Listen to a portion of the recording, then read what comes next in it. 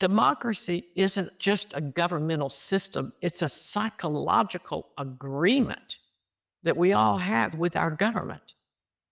It's a quiet promise that says we each belong, and your voice enters the room.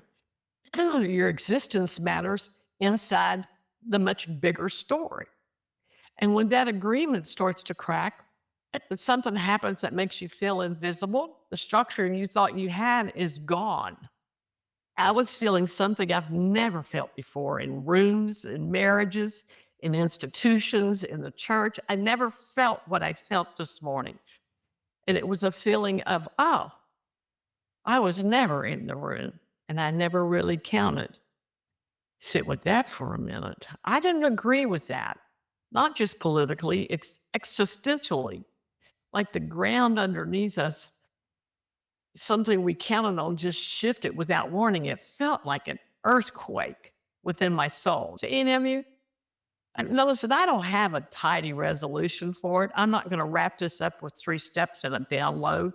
That's not what this is about. But here's what I keep coming back to. Even if the systems go cold, even if the institutions grow distant, even if the culture sorting us into demographics and data points and before photos, we are still human beings. We are still here, still capable of creativity, still capable of love, still capable of noticing our neighbor, still capable of noticing beauty, still capable of telling the truth about what it actually feels like to be alive in this particular moment. And that matters. And maybe that's where I begin again today. Not with certainty. For sure, I don't feel any certainty about anything right now. And not with performance. As you can tell, I'm not depending on performance. And I'm not going to pretend that I have it all figured out. I'm just going to tell the truth. I think a lot of us are grieving a world we thought we belonged to. Yet we're still here. We are still here, damn it. And that's not nothing. Actually, I think that is everything. If you have any comments, I'd love to hear from you. Otherwise, I've said my piece.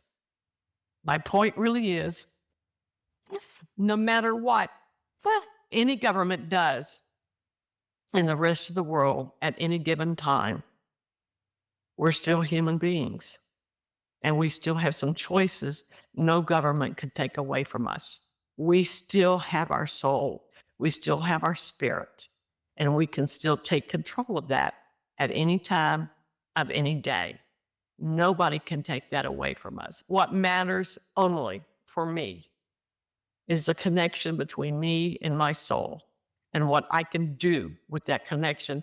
When I get in good quality alignment with my soul, the nudges come through, the inspiration comes through, the action comes through on whatever subject is paramount in my life. And for the last year and a half, the subject that's been paramount in my life has been women over 60.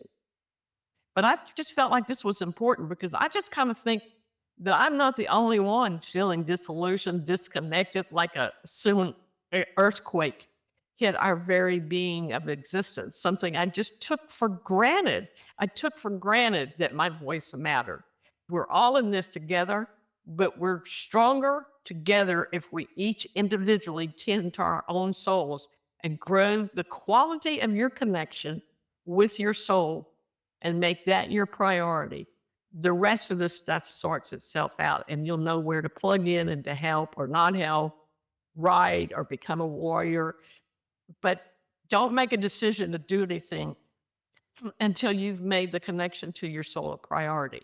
Remember, you're still a human being. You still exist, and nobody can take that away from you. I just wanted to pop in and say that. We're all here. We're in it together.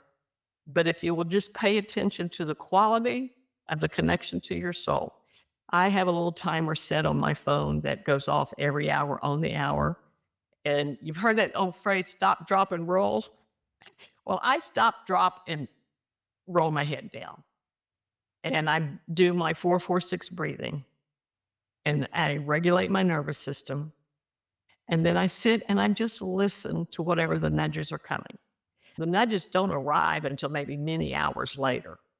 I'm not even aware but it's much, much easier to navigate this uncertainty that we are experiencing if you have taken the time to make the quality of your soul the most paramount thing you do every day. It'll be much easier, believe me. Don't give in to the anger and the rage. That's what they want you to do. Don't give in to the numbness. Don't numb yourself out. Do the exact opposite. Light yourself up with the true connection that you have with the universe, with the all powerful. My God, just think about it. The universe has this amazing power that flows through each one of us. Just connect with that and then listen to the nudges. Train yourself to listen.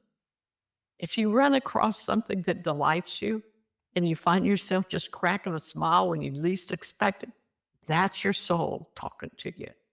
And that is a good day in my book. I hope this is of some value to you.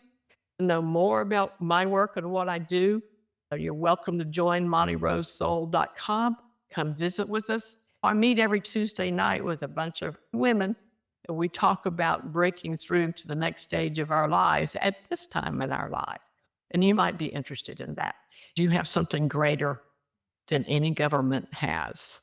You have a connection to your own soul. And if you tend to that connection, you're going to be just fine. Remember, we don't retire, we rewire, and we rewire by having a pristine connection to the soul that lives within you. I love each one of you dearly. Take care and have a lovely day. See you online. Later, Gator.